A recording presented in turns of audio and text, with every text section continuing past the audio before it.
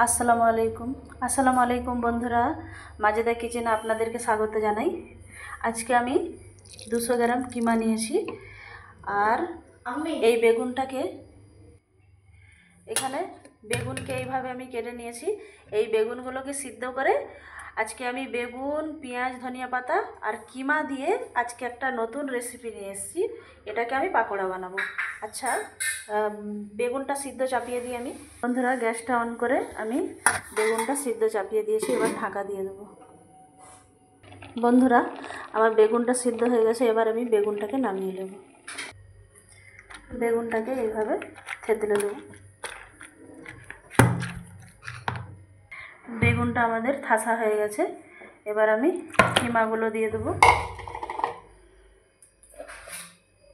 দেখুন, ধনিয়া পাতা, কাঁচা লঙ্কা, পেঁয়াজ কুচি, এবার এইগুলোকে আমি ঢেলে দেবো।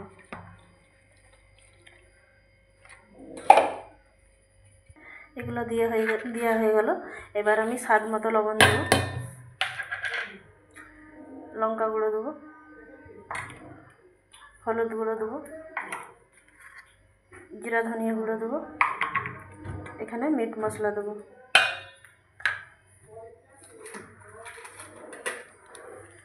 গরম মশলা দেবো। দেখুন বন্ধুরা, এই গরম মশলাটা নেবেন। এবার এটা আমি মিক্স করে নেব। আচ্ছা, এতে কিছুটা বেসন দিয়ে দেবো।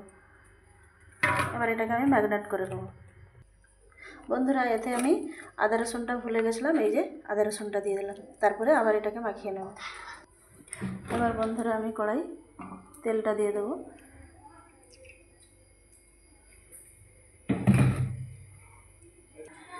তেলটা গরম হয়ে গেছে, এবার বন্ধুরা একটা একটা করে আমি পাকোড়াগুলোকে ছেড়ে দেবো।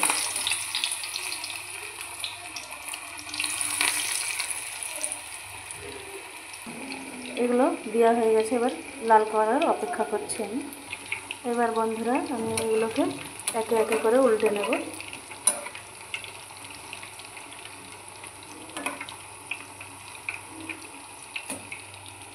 এগুলোকে উল্টে নিয়েছি। দেখুন বন্ধুরা, কত মাশাআল্লাহ হয়েছে।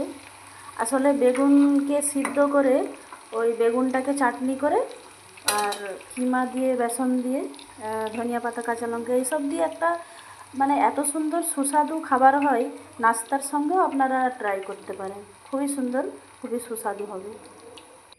দেখুন বন্ধুরা, কত মাশাআল্লাহ কালার হয়েছে। দেখুন কত সুন্দর কালার হয়েছে এটা। দেখুন বন্ধুরা, আমার এই পাকোড়াগুলো কমপ্লিট হয়ে গেছে। আপনারা ট্রাই করবেন বাড়িতে, খুবই সুন্দর, খুবই সুস্বাদু হবে। দেখবেন খুবই সুন্দর হবে। ঠিক আছে বন্ধুরা, আল্লাহ হাফেজ।